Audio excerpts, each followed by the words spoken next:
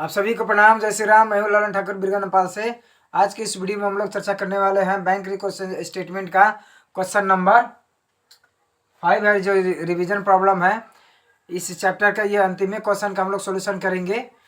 उसके बाद में हम लोग नए चैप्टर में जाएंगे। तो ये पेज नंबर 214 में से लिया गया है।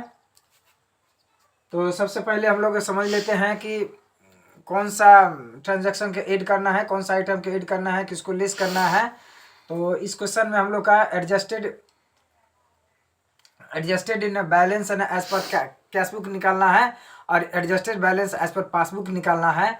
तो एग्जाम में क्या होता है कि adjusted balance as per cash book और adjusted balance as per passbook दोनों अगर बराबर है तो हम लोग का हिसाब बनाया हुआ है, ठीक है। और इसको हम लोग बैलेंस शीट में हम लोग रिपोर्ट करेंगे, यानी कि दिखाएंगे, ठीक है। तो सबसे पहले हम लोग चलते हैं, क्वेश्चन को समझ लेते हैं। ये क्वेश्चन को समझ लेते हैं। सबसे पहले प्रिंसिपल ऑफ अकाउंटिंग ग्रेड 11 में से लिया गया है, इसी बुक में से है। ये क्वेश्चन नंबर 5 है रिवीजन प्रॉब्लम का। The companies book showed the debit balance of RS 10,000 on April 30, 2018। तो ये debit balance showed, debit balance का अर्थ होता है कैश बुक में डेबिट बैलेंस रहता है। तो कैश बुक ना बैलेंस ना एज पर कैश बुक दिया है 10,000 रुपया। तो हम लोग 10,000 रुपया दिखा देंगे, डेबिट बैलेंस दिखाएंगे balance as per cash book कह के।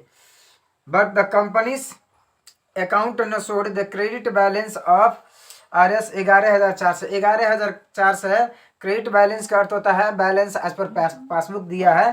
तो हम लोग बैलेंस एज पर पासबुक हम लोग लिख देंगे, ठीक है। अब हम लोग को इसमें फाइंड आउट करना है कि कौन सा ट्रांजैक्शन और आइटम को हम लोग balance as per cash book में रखेंगे और कौन सा आइटम और ट्रांजैक्शन का बैलेंस एज पर पासबुक में रखेंगे, और उसको फाइंड आउट करके हम लोग एडलेस करेंगे, ठीक है। तो अब इसमें क्वेश्चन में कहा गया है the following items were found. A number में है आउटस्टैंडिंग चेक ऑफ RS 5,000। तो आउटस्टैंडिंग चेक क्या होता है, ये पासबुक के रिलेटेड है। तो पासबुक में रिलेटेड हम लोग आउटस्टैंडिंग चेक को हम लोग लेस कर देते हैं, ठीक है। बी नंबर में है deposit in transit of RS 6,000। Deposit in transit मतलब जमा करना है। तो इसको हम लोग पासबुक पासबुक रिलेटेड है, पासबुक का आइटम है। तो इसमें हम लोग को इसको 6,000 को डिपॉजिट ट्रांजिट 6,000 को हम लोग ऐड करेंगे, ठीक है। फिर आगे बढ़ते हैं हम लोग। सी नंबर में अ bill of RS 5,000 and interest of RS 500 was directly collected by bank. अब देखिए ये 5,000 रुपया बिल हो गया और उसका इंटरेस्ट 500 हो गया, डायरेक्टली कलेक्टेड बाय बैंक माने डायरेक्ट बैंक में जमा हो गया है, यानी कि पासबुक में कैश पासबुक में बढ़ गया है। तो अब इसको क्या कर देना है हम लोग को, ये कैश बुक का रिलेटेड आइटम है तो हम लोग इसको ऐड कर लेंगे, ठीक है। अब डी नंबर में है सर्विस चार्ज ऑफ दूसवाज चार्ज बाई बैंक। और सर्विस चार्ज हो क्या है, जब बैंक ने चार्ज कर दिया है, पासबुक में चार्ज कर दिया है, तो इसको क्या कर देना है हम लोग को लेस करना है। ये कैश बुक का रिलेटेड है, कैश बुक में है, तो हम लोग इसको हम लोग लेस कर देते हैं 200 रुपया। उसके बाद में ई नंबर पे है NSF not sufficient fund cheque of RS 2,000 return by bank, यानी कि कैश बुक रिलेटेड है, तो इसको हम लोग लेस कर लेंगे, ठीक है। उसके बाद में है F नंबर में है a cheque of RS 21 sent for deposit but the bank was credited RS 1200। अब देखिए इसमें क्या क्या है, डिपॉजिट करने के लिए 2100 का चेक भेजा गया था, लेकिन बैंक ने क्रेडिट किया है 1200, यानी कि 21 में से 1200 हम लोग हटाएंगे तो डिफरेंस बचेगा 900। तो 900 का हम लोग क्या कर देना है, इसको ये पासबुक रिलेटेड है, अब इसको हम लोग ऐड कर लेंगे तो हम लोग को बैंक रिकॉन्सिलिएशन स्टेटमेंट मिल जाएगा, ठीक है। तो अब चलिए हम लोग सॉल्यूशन देखते हैं और ऐड लेस करके हम लोग हिसाब मिलाने का प्रयास करेंगे। Adjusted balance and as per cash book and adjusted balance as per passbook must be equal and it should be reported in balance sheet, okay. तो अब हम लोग सॉल्यूशन देखते हैं, ठीक है।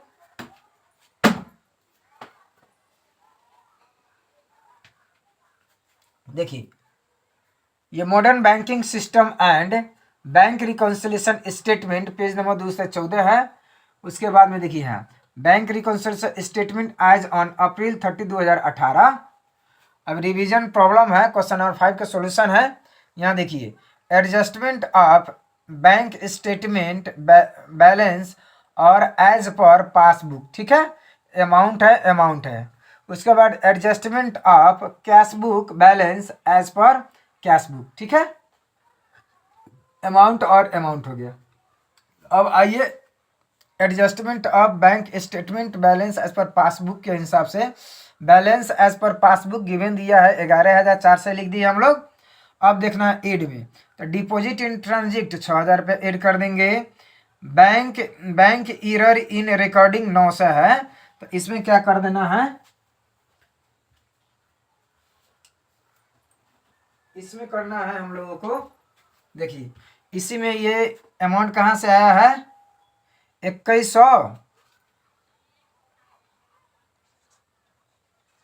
2100 माइनस 1200, तो ये हो गया आपको 900 रुपया।